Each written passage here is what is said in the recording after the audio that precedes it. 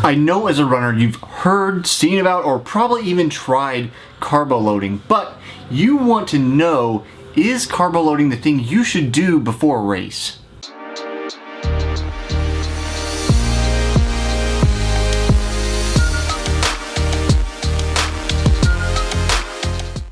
If you haven't been with me here on the channel before, I'm Jesse Funk. This is a show I call Runner's High, where we talk about everything running. And today, you want to know, should you and when should you start carbo loading before a race? Now, I should preface this with saying, I'm not a dietitian, I'm not a nutritionist, but I have lots and lots of history in trying this out, talking to experts, which happens every Friday here on the channel, the Smart Athlete Podcast. So again, hit that subscribe button, stick around. But I will say that carbo loading is a long and storied thing in the running community, in the endurance community if you're a triathlete. Now, I want to say once and for all, it's not necessary. We don't need to do it. You don't need to do it at all. So should you start it? When should you start it? And the answer is basically never. Now that comes with a caveat. Now that caveat is that if you are eating enough carbs normally, you don't need to carbo load. So through the various experts I've talked to on the Smart Athlete Podcast, I know from these primary sources, the people doing the research, that we basically have enough muscle glycogen from the food we eat normally to not need to do this. There is the idea that you're going to superload your muscles and you're going to have all this energy. Well, if you go past the point of saturation for muscle glycogen, it just turns into fat, which we don't necessarily want, although we can still use that as fuel depending on how fast you're going. But you're not going to get an extra amount. Like there's not a super compensation amount of muscle glycogen. So if you're eating enough normally, carbs are something you normally do, then it's not something that you have to worry about.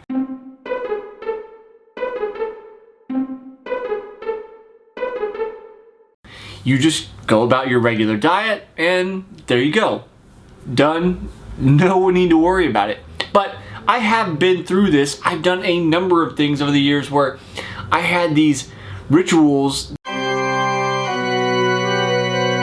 that involved carbo loading, and they varied from what you would think of as like pasta parties in high school, where we would go to somebody's house, their parents would cook a meal, and we'd all eat a ton of pasta the night before the race. That's a terrible idea because you are going to be so full and still digesting all of that food the next day, you're probably going to feel terrible for the race. But if you want to carbo load, if you still think this has some efficacy, I'm going to give you a couple tips, things you can do instead. Now, these tips, like the beginning of it, come with a caveat in that extra carbs really aren't needed for races and exercise under 90 minutes. Now, sugars have gotten a bad rap, carbs have gotten a bad rap, and there's a lot of low carb information out there that says don't ever eat carbs. As endurance athletes, that's simply not true. We need them, we can use them for glycogen, but under 90 minutes, it's not really necessary to carbo load. That's why, consequently, I'm actually working on a next generation sports drink that does not involve carbs, because even for me, the vast majority of my workouts are going to be under 90 minutes, so you don't really need to be taking in sugars for workouts like that.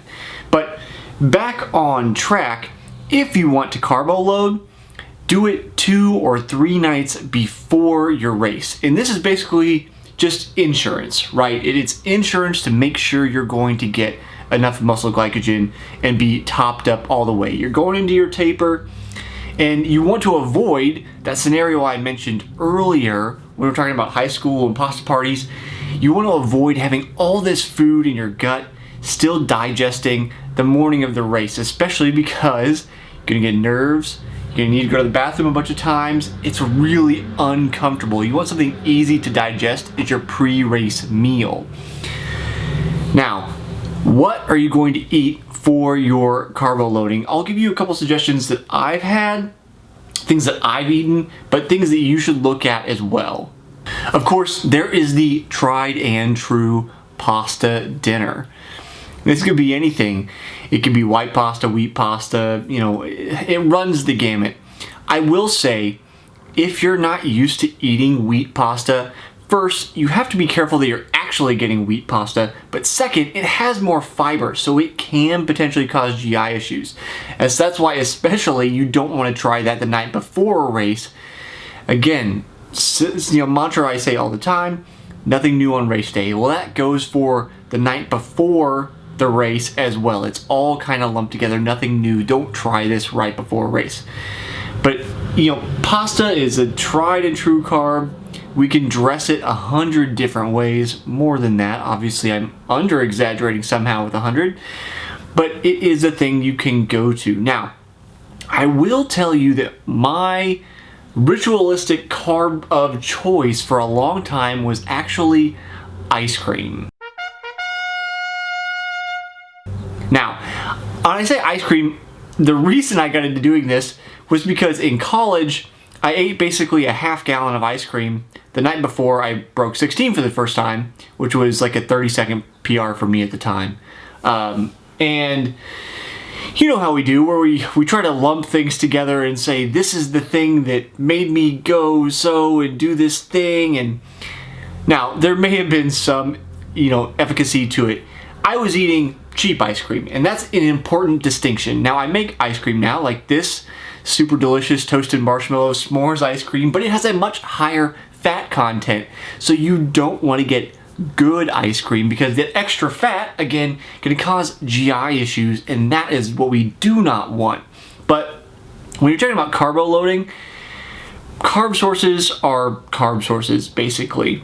When you're, replenishing muscle glycogen, your body's going to use whatever's available. So in my case, I loved ice cream. I had that superstition going on that if I ate the ice cream, I would be as fast as I could possibly be. And I eventually got out of that, in part because milk also has an inflammatory response, which is not great for racing. So there's lots of things to take into consideration, but the point really is pick what you think you want to eat. If you want to eat pasta, great. If you want to eat cheap ice cream, great. Don't overdo it. When you feel full, stop eating. That's your body saying, I'm done. Because you're going to get plenty of carbs if you're eating a well-rounded diet to begin with.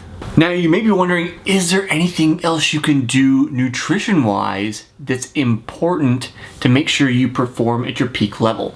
And the answer is yes. This is actually a tip that comes from a friend of mine, Todd Buckingham, or Dr. Todd Buckingham, as I refer to him on the Smart Athlete podcast. I know Todd for a number of years, and he is the head of the Sports Performance Lab at Mary Free Beds Rehabilitation Center. Todd works with athletes and people of all capacities in his lab, but he is also amateur, national, and world champion in triathlon. So he's got the credentials to go with his suggestion. And his suggestion to me in particular, because I have such a hard time in the heat, is that you can preload electrolytes. That is that you're going to take in up to 1,500 milligrams of electrolytes the day before a race to make sure you're retaining enough water to get the most out of your body. There is mixed results in various studies about this, but it often applies just to the race itself, because you'll see there are often top performers who become dehydrated throughout the race.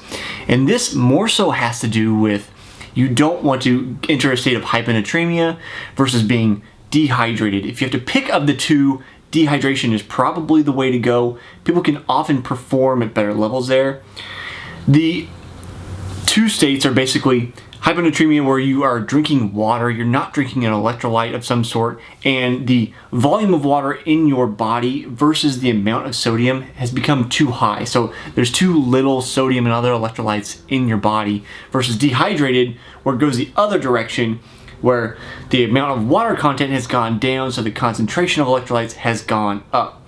That's why it's very important to, in a longer setting, again, we're talking definitely over 60 minutes, but 60, 90, and beyond, to be drinking some kind of electrolyte during your race to continue to perform at optimal speed. But you can preload, especially for those shorter races, you can preload anything under an hour, 5K, 10K, depending on your speed. You can preload the day before, and then know that, hey, I've got this stuff ready to go for the race and that in that shorter duration, you're going to be fine, because you're not going to lose enough water in that period of time to really negatively affect your performance. So I would focus more on preloading electrolytes than I would on carbohydrates if you're having, normal meals, you're eating normally, and you're eating a wide and varied diet. It's really not going to be a huge deal to try to get those extra carbs in, but as mentioned earlier, if you want to use it as a little excuse to have a treat, go ahead. You worked hard, you're getting ready to race, it's fine to do that. Are there any other long-held rules of running you want to know? Are they real? Do they have any efficacy? Do they actually make sense, and should we follow them? Leave them down in the comments below. Let me know what you want me to do a video on in the future. I'll see you next time on the next episode of Runner's High.